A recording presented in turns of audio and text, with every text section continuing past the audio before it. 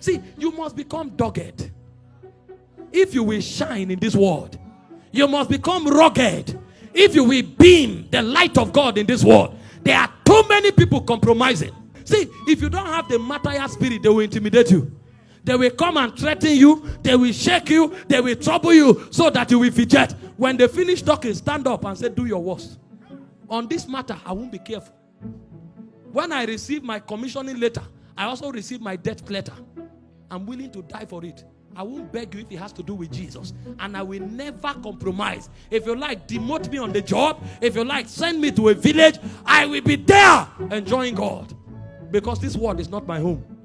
We are pilgrims on the face of the earth. We are going to a place that is beyond the star. That is where our true enjoyment is. And so you will not use anything in time to intimidate me. In Daniel chapter 3 verse 16, when they called the 3 Hebrew boys, these were supposed to be princes in Babylon.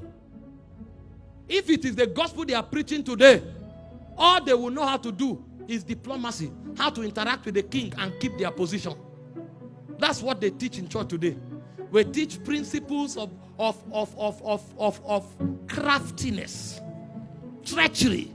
Relationships are not even real anymore because people are taught how to greet you. Somebody will write a letter or write you a message, and there are some who are genuine. I'm not being pessimistic, but even the things they write, they are taught to write so. God's servant, I just want you to know that I love you. I appreciate you from the depth of my heart, and I don't take for granted what God is doing in your life. That same person will sit tomorrow with somebody and gossip you. And so what he's writing, he's mentored to write it. He doesn't know what he's saying. Because we have been taught how to doctor relationship. This is what they teach in business school. How to win the confidence of your business partners. And that's what we have brought into the hallowed assembly of God. But you see, there are people who can forgo their best relationships if it comes in line with their faith. And when these princes of Babylon were confronted with choosing worship of their God and that of Nebuchadnezzar, they said, "O king, we will not be careful to answer you in this matter." There is a realm where diplomacy stops. If we are talking about matters of Babylon and state, we can address you and relate to you in diplomacy. But if it has to challenge our conviction, we are not careful to answer you in this matter. Do your worst. If it is that image, we will not bow.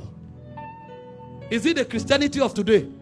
A professor who teaches young people, who is supposed to be the first example of society, a professor comes to dictate a lie and call it a national election result.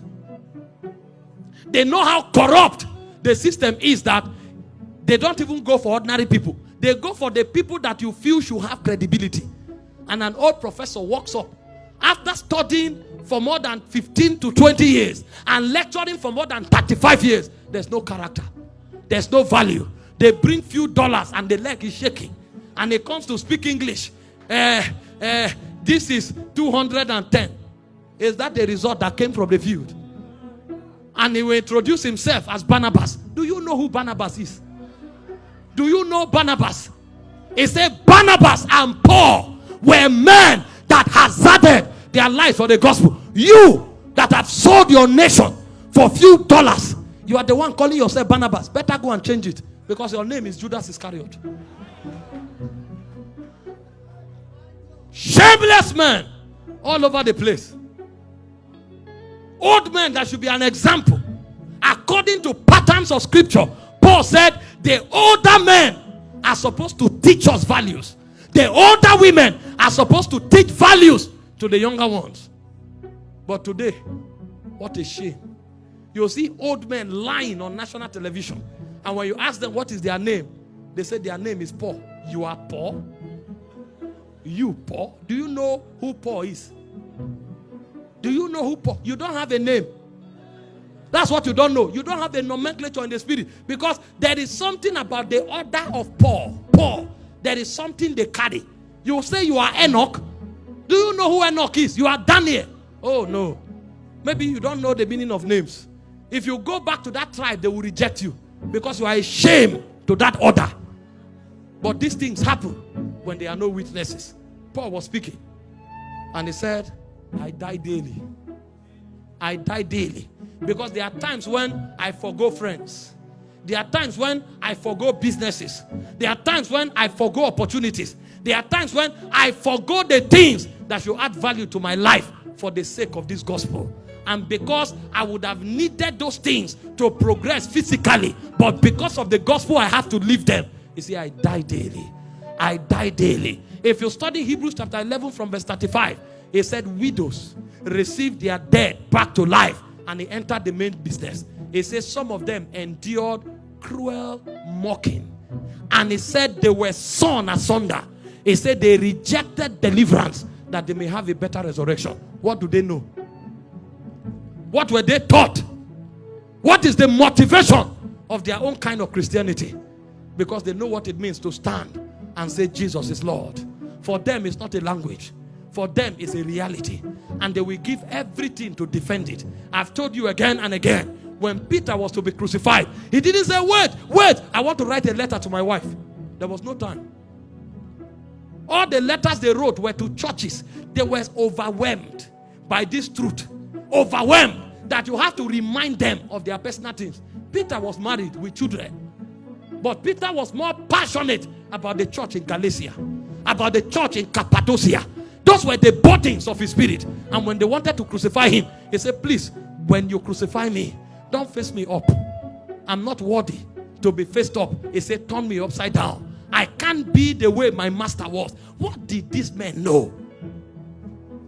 And this is not what apostles should do.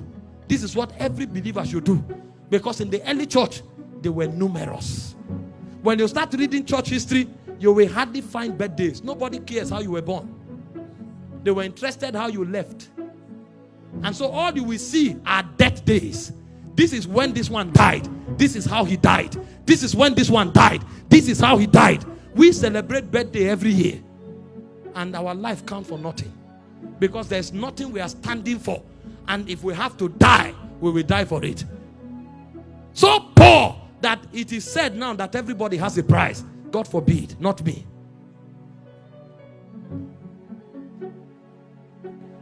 A witness is a martyr. A witness may not be an apostle. He may not be a prophet. But every witness is a martyr. Paul was speaking. He said, what shall separate us from the love of God? The guy came to a point where he was troubleshooting himself. Is there anything on earth that is so precious? He said, is it trial? Is it death? Is it height? Is it depth? Is it pains? Is it nakedness? What is that thing that can separate me from the love of God? He said, there's nothing. That's a martyr. Everyone listening to me, something will come upon your life. And if the whole Nigeria decides to compromise, you will stand. And if you have compromised before, the grace to stand going forward, receive it now.